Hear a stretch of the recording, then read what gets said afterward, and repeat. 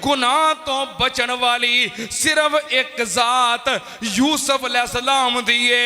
जदों ना इरादा कर लिया ते सारे जाल दे विचों यूसुफ अलैहिस्सलाम नूं रब ने बचा लिया है। हर रस्ता बेहयाई दा माहौल पैदा कर रहा है।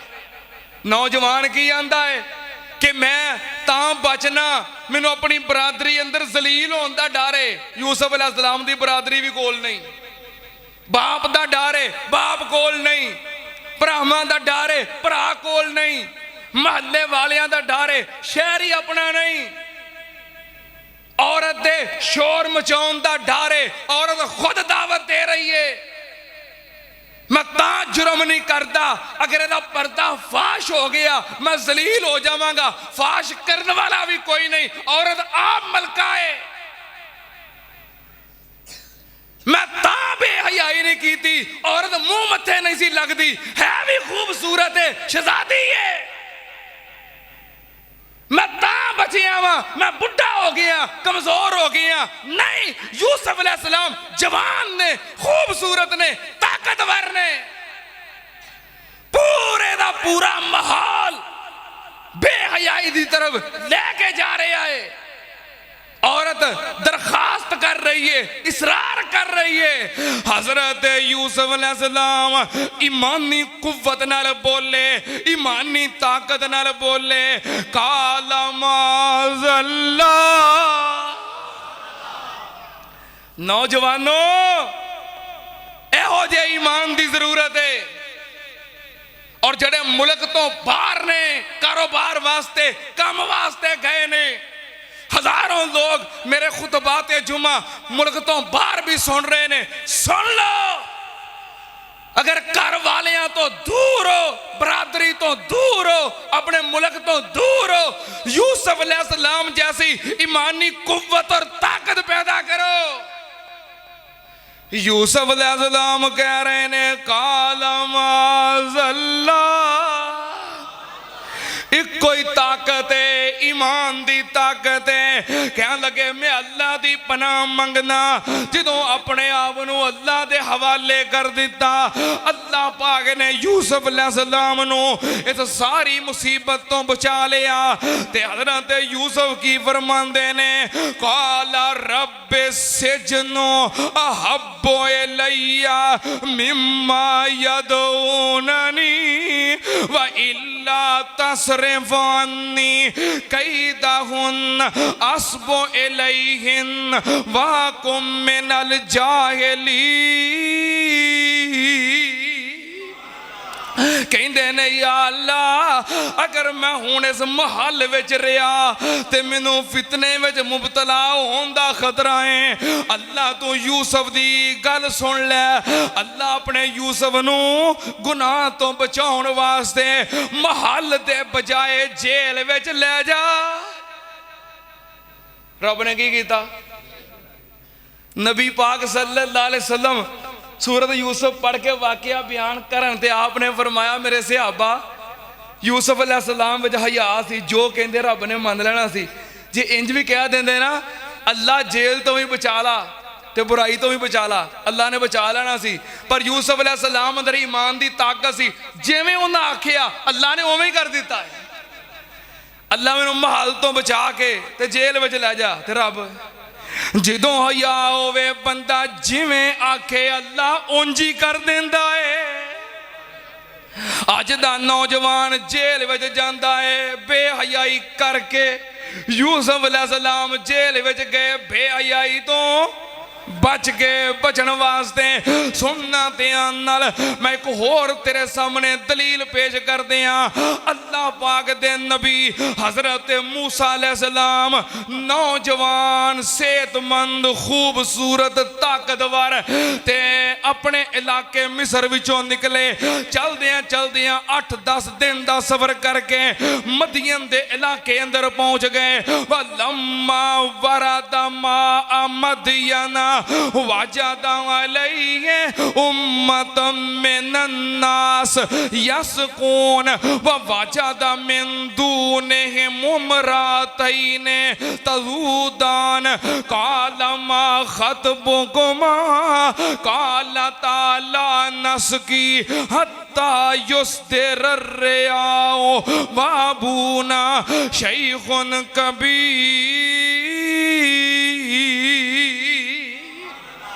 हज़रत मूसा अलैहिस्सलाम मदियन दे इलाके पहुंचे, वेखिया उथे मदियन दे कुएं ते लोग बकरियां नू पानी पिला रहे ने।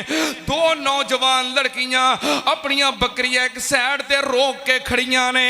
हज़रत मूसा अलैहिस्सलाम ने पूछिया मा खतबुकुमा, ए लड़कियों तुसी इत्थे क्यों खड़ियां जे ते क्यों आईयां जे? कहन लगियां लड़कियां कहन लगियां कि असीं तां वास्ते आईयां साडा भरा कोई नहीं ते वाह बूना शैख़ुन कबीर, साडा बाप बूढ़ा हो गया है, आ नहीं सकता। जिदों सारे चरवाहे चले गए हज़रत मूसा अलैहिस्सलाम ने कुएं दे विचों उतों पत्थर हटाया ते पानी निकालिया, बकरियां नू पिलाया, उन्हां दी मदद कीती, बकरियां नू पानी पिला दिता। दोवें लड़कियां ने बकरियां लईयां ते चलियां गईयां। वेख मूसा अलैहिस्सलाम दा ईमान, मूसा अलैहिस्सलाम दा हया, मूसा अलैहिस्सलाम दी गैरत, मूसा अलैहिस्सलाम दा तकवा।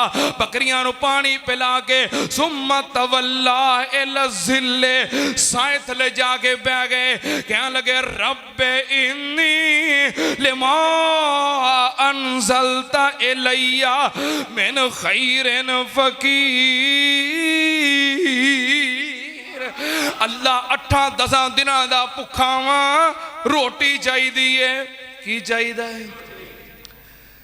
ये भी तो कर सकते सन, मुसाफिर सन, परदेसी सन ते आंदे भैणों तुहाड़ियां बकरियां नू पानी पिया देना वा ते मैं 8-10 दिनां दा भुखा प्यासा ते मुसाफिर लंबा सफ़र करके आया, तुसी मेरे नाल नेकी करो, मैनू एक बकरी दा दुध पिया दिओ ते मैं तुहाड़ियां बकरियां नू पानी पिया देना। नहीं, ये भी नहीं कीता कि मैं तुहाड़ियां बकरियां नू पानी पियाया है ते मैं दूरों आया मुसाफिर हाँ, घर जाके रोटी कल दिओ। घर जाके ओ इत्थे ते नौजवान किसी बहन नू, इस्लामी बहन नू, किसी इस्लामी बेटी नू मामूली जी लिफ्ट दे के, मामूली जी लिफ्ट दे के ते मोबाइल नंबर पुछ लेंदा है, मामूली जी लिफ्ट दे के घर दा एड्रैस पुछ लेंदा है। उंज हुंदा है कि नहीं? उंज अल्लाह दी रज़ा वास्ते लिफ्ट देंदा, एडा बेहया जवान है। लिफ्ट देंदा ते नाल मोबाइल नंबर पुछ लेंदा है, एड्रैस पुछ लेंदा है। हज़रत मूसा अलैहिस्सलाम वेख कितने हया वाले जवान, पानी पिला दिता है, हेल्प कर दी अल्लाह दी रज़ा वास्ते, कोई तकाजा नहीं किया। रोटी मंगी है ते किदे कोलों? ते मेरे शेखुल कुरान खतीब पाकिस्तान मौलाना मोहम्मद हुसैन शेखुपुरी रहमतुल्लाह अलैह फरमाया करते सन, मूसा अलैहिस्सलाम ने हया दा मुजाहरा किया है, हेल्प उन्हां दी कीती है, उन्हां कोलों कुछ नहीं मंगिया, रोटी फिर अल्लाह कोलों मंगी है। ते रब ने भी आखिया मूसा मैं तेरा ईमान ते हया वेख लिया है, तू कली रोटी मंगना है, मैं तेनों नाल रोटी पकाने वाली भी देन लगा वा। तू कली रोटी मंगी है, मैं रोटी भी देन लगा ते नाल वोटी भी देन लगा, रोटी भी देन लगा ते नाल वोटी भी देन लगा। जदों लड़कियां घर पहुंच गईयां, बाप ने वेखिया वक्त तो पहलों आ गईयां ने ते हथ फेर के वेखिया बकरियां दी कंड ते बकरियां भी रजियां रजियां ने। बाप ने पूछया, तुम ही बाप है ना, कभी पूछिया? स्कूलों छुट्टी होंदी है 2 बजे, मेरी बेटी 4 बजे तक किथे वे? स्कूलों छुट्टी होंदी है 1 बजे, मेरा बेटा 3 बजे तक किथे वे? तू भी कभी पूछिया है? ये भी बाप है। वक्त तो पहलों घर आ गई तो बकरियां भी रजियां रजियां ने पूछिया है। तो बेटियां कह लगियां अब्बा जी आ जंगल दे अंदर एक नौजवान मिल पिया कुएं दे करीब। उन्हें पानी पिला दिता है बकरियां नूं ते लगदा है परदेसी सी, मुसाफिर सी, दरखत दी छां लभदा फिरदा सी ते थकिया थकाया सी। बाप कहन लगा दोवां विचों एक जावे ते ओनू बुला के ले आवे। दोवां चों क्यों? किते दोवें जानियां रल के कोई स्टोरी ना जोड़ लैन।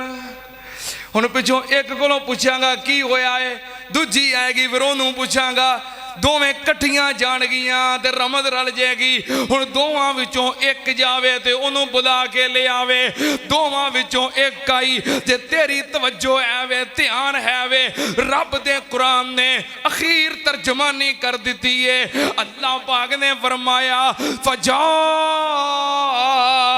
हो इहदाहुमा तमशी अलस्ते हयाइन कालत इन्न अबी यदऊका ले यजज़िया का अजरमा सकई तलना।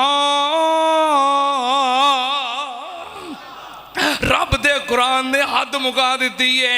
फजाअत हो इहदाहुमा, दोवां विचों एक आई। अल्लाह पाक दे कुरान ने नक्शा किंज खिंचिया है। रब दी जात ने उस लड़की दी चाल नू कुरान बना दिता है, कदमां नू तुरन नू कुरान बना दिता है। तमशी अलस्ते हयाइन, अल्लाह पाक ने फरमाया हया नाल चलदी पई सी, टौर नाल चलदी पई सी, इज्जत नाल चलदी पई सी। मैं रब दा कुरान पढ़िया, मैं हैरान रह गया। अल्लाह पाक ने ये नहीं फरमाया तमशी बेइस्तिहयाइन, हया दे नाल चलदी पई सी, नहीं, बल्कि फरमाया वेख कुरान दी बलागत, तमशी अलस्तिहयाइन। अल्लाह पाक ने फरमाया हया दी सवारी ते सवार सी, इस अंदाज नाल चलदी पई है कि हया दा हर पहलू औरत दे कंट्रोल विच है। बेइस्तिहयाइन नहीं, अलस्तिहयाइन, हया दा हर पहलू, हर जाविया, हर हिस्सा औरत दी दस्तरस दे अंदर है। अगले अल्फाज सुनो, चलदी आई ते आगे की कहन लगी, कालत इन्न अबी यदऊका, ए नौजवाना मेरे अब्बू दा पैगाम, तेनू मेरे अब्बू बुला रहे ने। ये नहीं आके आखिया भी आ मेरे नाल चल, नहीं, ये हया दा पहलू नहीं।